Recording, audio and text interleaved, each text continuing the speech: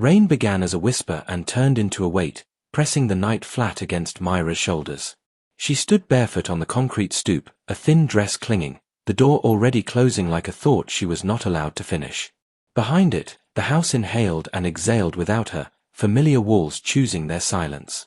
Her husband did not shout, he had grown past that, to the quieter cruelty of certainty. His words were tidy, practiced, said as if reading a grocery list he no longer needed her to carry.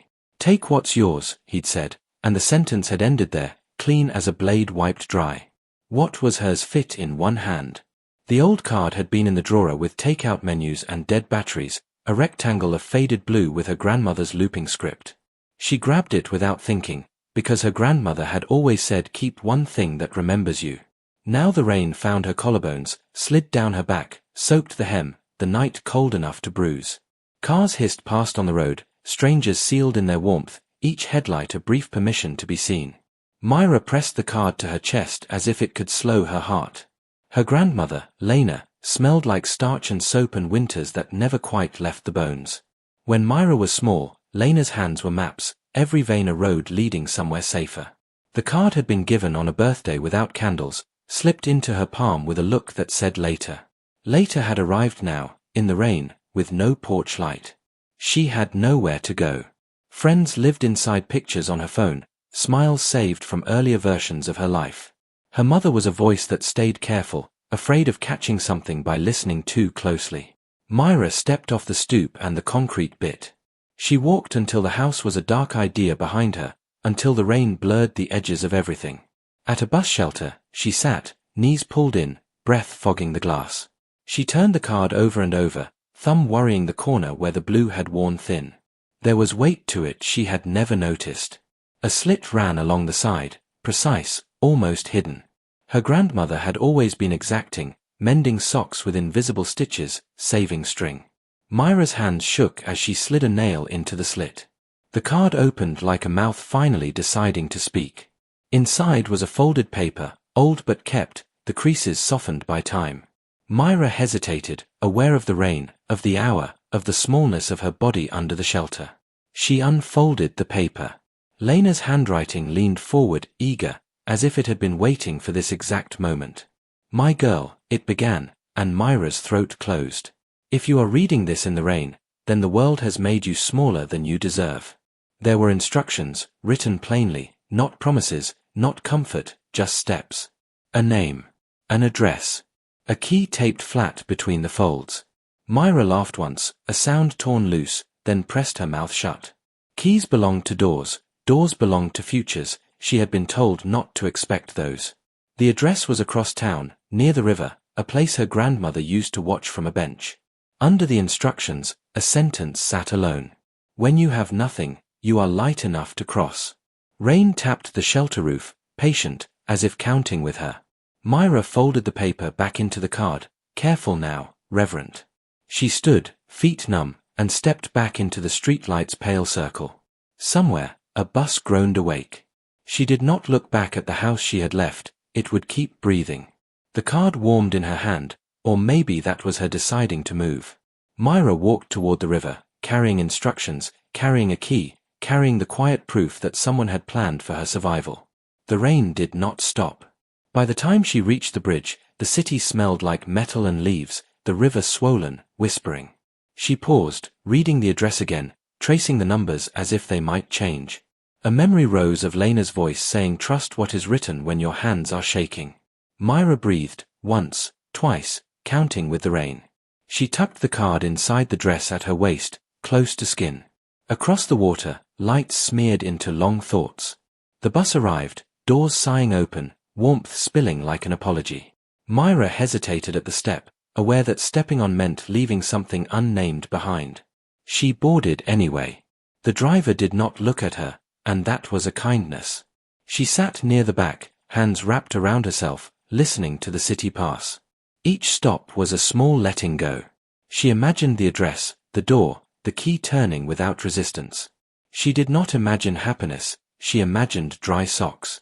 When the bus hissed to her stop, the rain softened, almost respectful. Myra stepped down into a neighborhood that smelled like bread and damp stone. She walked the block slowly, counting doors, heart loud. The address matched. The building was old, patient, its windows dark but not empty. Myra stood under the eave, rain ticking behind her, and took out the card. She slid the key free. For a moment, she held it, feeling the weight of a door she had not yet earned. The lock accepted the key. Inside, there was only darkness and the faint smell of lemon oil. Myra did not turn on the light. She stood still, listening to the rain finish what it had started. Somewhere far away, a door closed for the last time. Here, another waited. Myra pressed the card to her chest again and breathed into the quiet, alone but not unremembered. In the dark, with the rain easing, she let herself stand. The key cooled in her palm, waiting. Morning was not promised.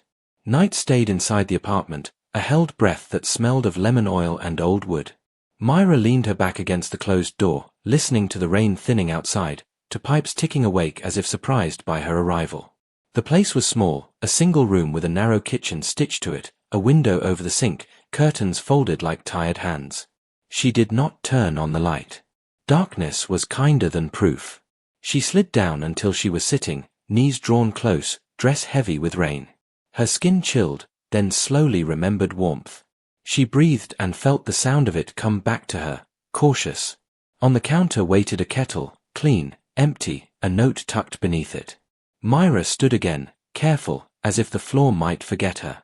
She unfolded the note, Lena's hand unmistakable, the slant of care. Boil water, it said. Then sit. You will need your hands free later. Myra smiled, a reflex, small and aching.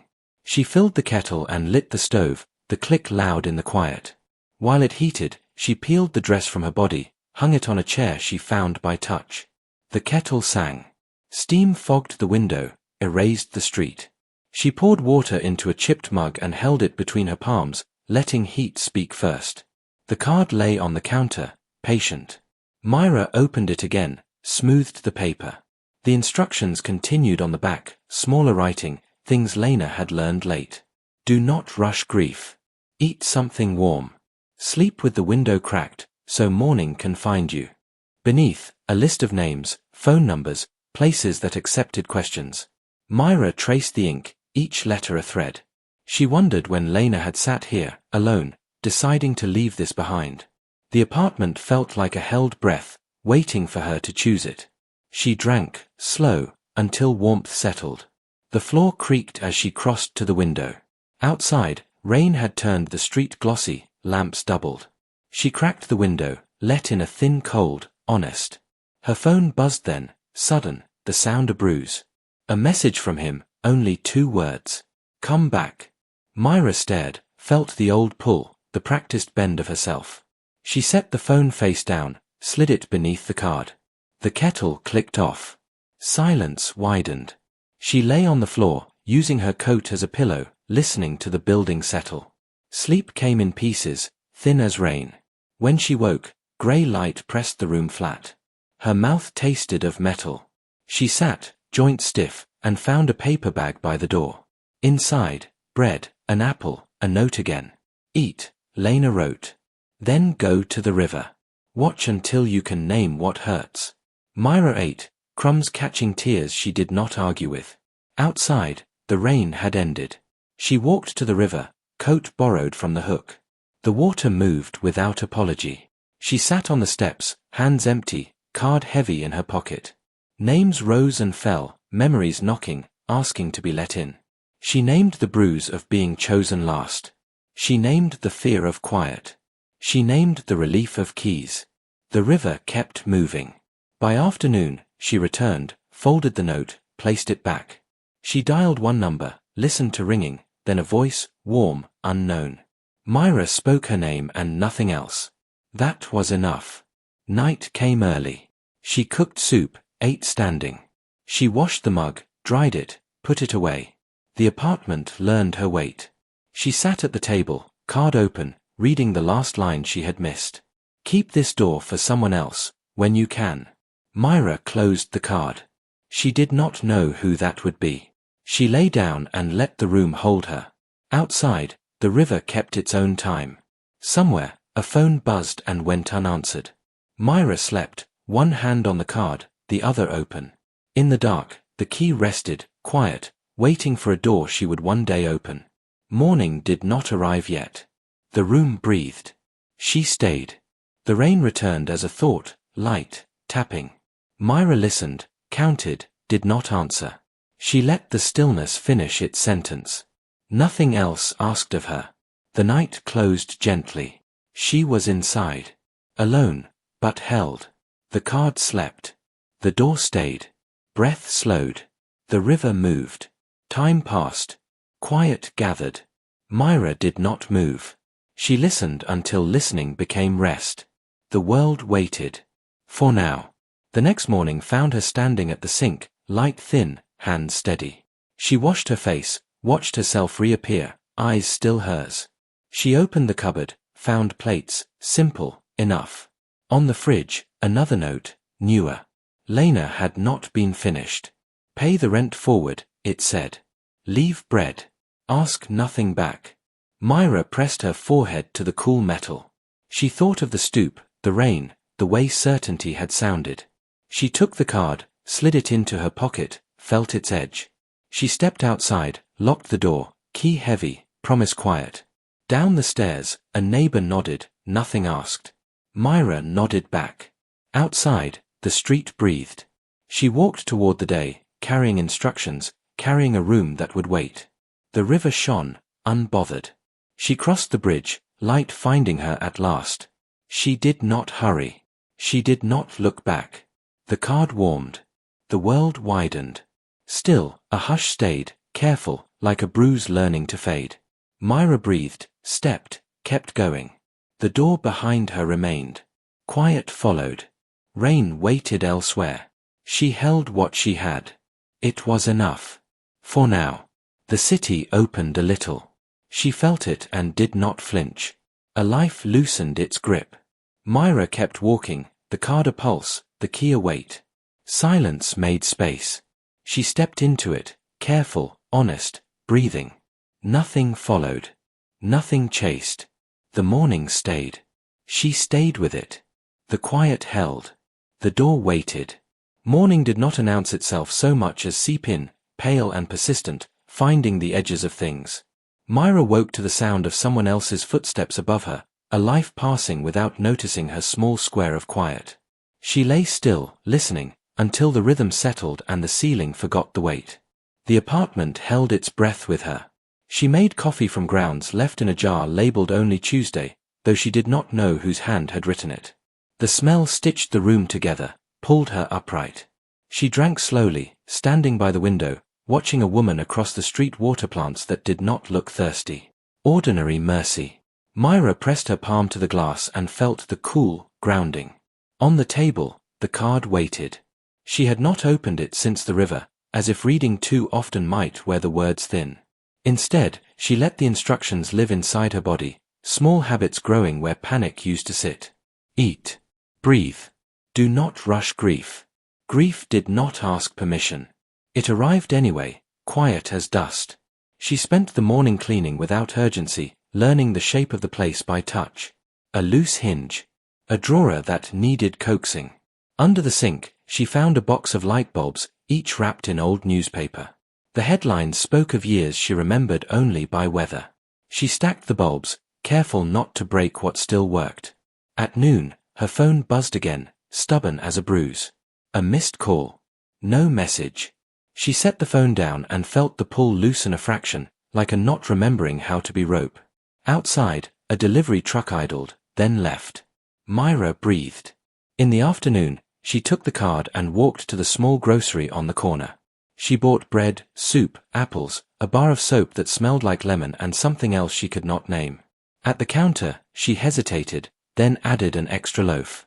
The cashier did not comment. Back on the street, Myra tucked the second loaf under her arm, unsure who it was for. The apartment accepted the groceries without judgment. She cooked, ate, washed, repeated. When evening came, she sat at the table and finally opened the card again. There was more, written along the inside edge, a note she had missed. If you think you are alone, knock. Someone is always quieter than you. Myra held the card, felt the weight of that sentence. She thought of the extra loaf. Downstairs, a door slammed, then silence. She listened, counting breaths, then stood. The hallway smelled like paint and damp shoes. She walked to the end, knocked once on a door she did not know, then waited. A woman answered, older, eyes tired but kind. Myra held out the bread, said nothing. The woman took it, nodded, said thank you like it mattered. Myra nodded back and returned upstairs, heart loud, hands empty. That night, sleep came heavier, less fractured. She dreamed of Lena's hands, mapping roads, and woke with tears already spent. Morning followed, then another, the days stacking quietly. Myra found work at a small library near the river, shelving books, breathing dust and paper. The work did not ask her to explain herself. Sometimes, on breaks, she walked to the water and watched it move without apology. She named what hurt, then let the names float away. She did not call him. She did not answer when he tried again, the messages thinning, losing their certainty. One evening, rain returned, gentle this time, a suggestion. Myra stood at the window, card in hand, key warm in her pocket. She thought of the stoop, the cold, the way doors can close without sound. She thought of this door, patient, waiting. A knock came, soft. Myra froze, then breathed. She opened the door to find a girl, soaked, eyes wide, holding a phone that would not stop buzzing. The girl said nothing. Myra stepped aside. They sat at the table, steam rising from mugs. Myra did not ask questions. The girl drank, hands shaking, then steadied. When she left, wrapped in a borrowed coat, Myra watched until the street swallowed her. Alone again, Myra sat with the card open, the key beside it. Keep this door for someone else, Lena had written. Myra closed the card and placed it in the drawer with takeout menus and dead batteries. It belonged there now, part of the ordinary. She lay down, listening to rain finish what it started. Somewhere, a phone buzzed and went unanswered. The apartment breathed. Myra breathed with it, steady, unremarkable, alive. The quiet gathered, not empty, but full of what had been carried and set down. She closed her eyes and let the night hold. The year turned without ceremony, days thinning, then thickening again, the river changing its voice. Myra learned the city's small permissions, which crosswalks forgave hesitation, which mornings smelled like bread. She learned the apartment's habits, the way light crept along the floor at 4, the cupboard that sighed when opened. She learned herself in pieces, a body that stayed, a mind that did not always run. The card slept in the drawer, touched but not opened, a pulse she trusted. The key lived on a hook by the door, no longer heavy, simply present. At the library, she shelved returns and listened to readers breathe, the quiet thick with lives unfolding. Sometimes a book fell open to a sentence that felt addressed, and she closed it gently, respectful of timing. He stopped calling in late winter. The silence was not clean, it carried echoes. Myra let them pass through, naming them, releasing. She did not rehearse what she would say if he appeared. She trusted the door to hold. On a bright morning, the older woman downstairs knocked, returned a plate, empty but washed. They stood together, speaking of nothing important, which felt like everything. Myra watched the woman's hands, steady, useful, and felt a warmth that did not ask to be earned. In spring, the girl returned, dry this time, hair brushed, eyes clearer. She left a note and a lemon. Myra smiled and put the lemon in a bowl with others, a small sun among days. The river rose, then fell. Myra walked its length, learning where the stones held, where the current tugged. She learned to cross without counting every step. When rain came, she did not flinch. She remembered the night of the stoop and felt the distance like a scar that had learned its name. One afternoon, the library received a donation of boxes. Myra opened one and found an envelope, old, addressed to no one. Inside, a card, blue, faded. Her breath caught. It was not Lena's hand. Myra closed the box and carried it to the desk, careful. Some doors were not hers to open. That night, she cooked soup and set an extra place without thinking. No one came. She ate anyway, the habit gentle. After, she opened the drawer and took out Lena's card. She read it once more, slowly, feeling the years between lines. At the bottom, beneath everything, a final note she had not seen, ink pale. When you are ready, leave this where rain can find it. Myra held the card, listening. Ready was not a bell. It was a quiet agreement.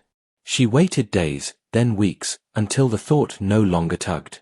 On an evening softened by drizzle, she walked to the bus shelter where she had first sat shaking. She stood under the roof and listened to rain count. She placed the card on the bench, waited with the key, the paper folded just so. She did not sign her name. A bus arrived, hissed, left. Myra stayed until rain darkened the ink, until the card belonged to the night. She walked home light, empty-handed, full. At the apartment door, she paused, then unlocked, the familiar click welcoming. Inside, lemon oil and warmth. She hung her coat, washed her hands, dried them. On the table, a note waited, slipped under the door. Thank you, it read. Nothing else. Myra sat and let the room hold her. She thought of Lena's hands, maps leading somewhere safer, and felt the road under her feet. She did not imagine the future, she trusted the next small thing. Outside, rain eased into mist. The river kept time. Somewhere, a woman found a card and instructions and a key. Myra breathed and did not follow the thought. She turned off the light and lay down. The apartment breathed. She breathed with it. The door stayed. Quiet gathered, not empty, but ready. Morning would come. For now, the night held, and Myra rested inside it, unafraid of the sound of rain.